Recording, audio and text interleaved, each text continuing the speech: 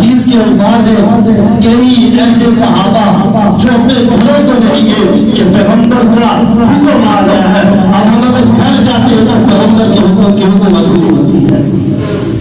میرے بھائیوں، کہاں مکہ مدینہ اور افریقہ کے جنگلات میں صحابہ کرام پہنچے، افغانستان کے اندر صحابہ کی قبریں ہیں، اور پاکستان کے شہر سکر کے اندر صحابہ کی قبریں ہیں۔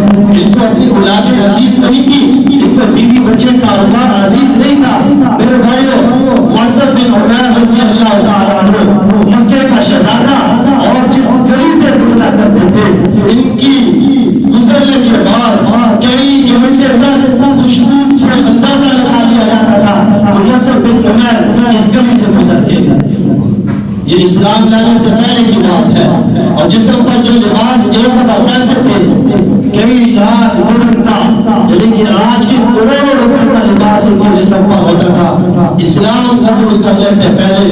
لیکن جب اسلام کی دولت دل میں آئی اور اللہ کے ساتھ، اللہ کے نبی کے ساتھ جاری لگائی، پھر ایسی جاری لگائی، گھر والوں نے کہا اللہ اگر تم نے محمد کے دین کو نہ چھوڑا، تمہارے بدن سے ان کپڑوں کو اتار دیا جائے گا، تمہیں جائیداد سے نکال دیا جائے گا، عام کر دیا جائے گا، وراثت سے عام کر دیا جائے گا، اپنی برادری قبیلے سے نکال دیا جائے گا، رشتہ داری سے ہمیں نکال دیا جائے گا۔ مصعب بن عمیر رضی اللہ تعالیٰ عنہ کو جب یہ تانے ملے، کہا کہ تم بدن کے کپڑوں کی بات کرتے ہو، دیکھو یہ جو لباس تم نے مجھے دیا ہے، اٹھا کر پھینک دیا، اور ایک کان کا لباس پہن کر اللہ کے نبی کے دربار پر پہنچے۔ اللہ کے نبی کو کہا یا رسول اللہ، گھر والوں نے لباس چھین لیا، گھر والوں نے جائیداد، زمین، رشتہ داری، قوم، قبیلہ سب کو چھین لیا، اے اللہ کے رسول میں آج غلام بن کر آپ کے پاس آیا ہوں، اور ایسی غلامی کو میں ترجیح دیتا ہوں، ایسی دولت پر جس کی کوئی آخرت تک کامیابی نہیں ہے، ایسی دولت پر میں اس غلامی کو ترجیح دیتا ہوں کہ جس غلامی کے بدلے میں کل قیامت کے دن حوض کوثر پر مجھے آپ کے ہاتھوں سے جان ملے گا، میں ایسی غلامی کو ترجیح دیتا ہوں کہ جس کے بعد مجھے دنیا کی کسی قسم کے عہدے کی ضرورت نہیں پڑے گی۔ میرے بھائیوں، مصعب بن عمیر جب لوگ مکہ کی گلیوں میں پھرا کرتے تھے، ان کے لباس کو دیکھ کر لوگ مشق کیا کرتے تھے، ان کی خوشبو کو سن کر پتہ لگا لیا کرتے تھے، لیکن جب نبوت کے بدلوں میں آ کر غلامی کو اختیار کیا، ایسی عاجزی ان کے اندر آئی، ایسا سمجھ اور تقویٰ اللہ نے دیا، جب آخری وقت ان کا آیا اور ان کے جسم کو ڈھانپنے کے لیے کفن پورا نہیں تھا، اگر پاؤں کو ڈھانپتے تو سر لگا ہوتا، سر کو ڈھانپتے تو پاؤں لگے ہوتے۔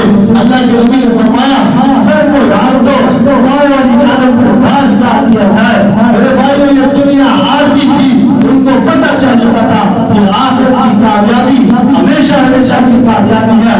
اندر کی نظروں سے وہ نکل کر پیغمبر کی غلامی میں آئے، ان کو پتہ چل چکا تھا یہ غلامی نہیں بلکہ اصل کامیابی اسی میں ہے۔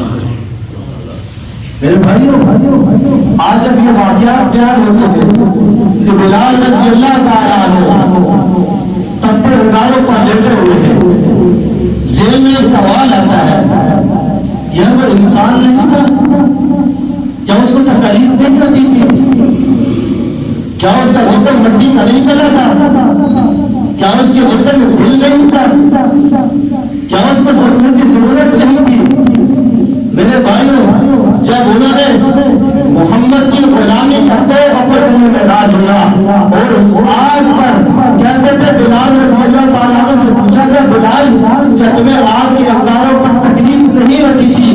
کہا میرے بھائیوں تکلیف تو ضرور ہوتی تھی، لیکن جب میں احد کی پکار کرتا تھا مجھے تکلیف ساری ہو جاتی تھی۔ میرے بھائیوں، آج ہم صحابہ سے محبت کے دعوے کرتے ہیں، ہم اپنی جانیں نشاور کرنے کے لیے صحابہ کے نغمے اور ترانے گاتے ہیں۔ میرا آپ سے تمنا سوال ہے، اگر آپ اس دور میں ہوتے، صحابہ بھی موجود ہوتے، کیا اللہ کے نبی ہمیں اپنے صحابہ کی جماعت میں شامل کرتے؟ ہمارے اعمال کی وجہ سے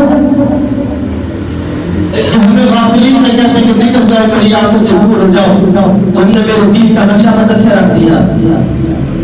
اور وہ بلال آج کے اوپر انگاروں کے اوپر جسم کا گوشت گل کر چربی سے انگار بجھے اور زبان پر احد احد کے نعرے ہیں.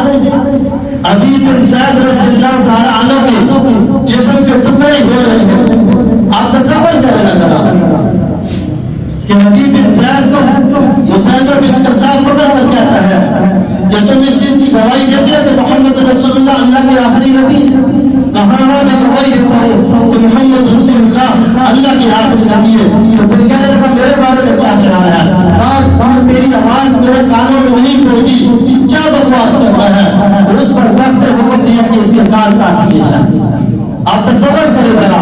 پھر سوال کیا، وہی سوال، وہی حبیب بن زید کا جواب. میرے بھائیو، کان کاٹا، بازو کاٹا، ٹانگ کاٹ دی، زبان پر ایک کنارہ تھا. میرے وجود کے کروڑوں ٹکڑے کر دے، ہر ٹکڑے سے یہی آواز آئی تھی کہ آخری رسول محمد رسول اللہ. سبحان اللہ.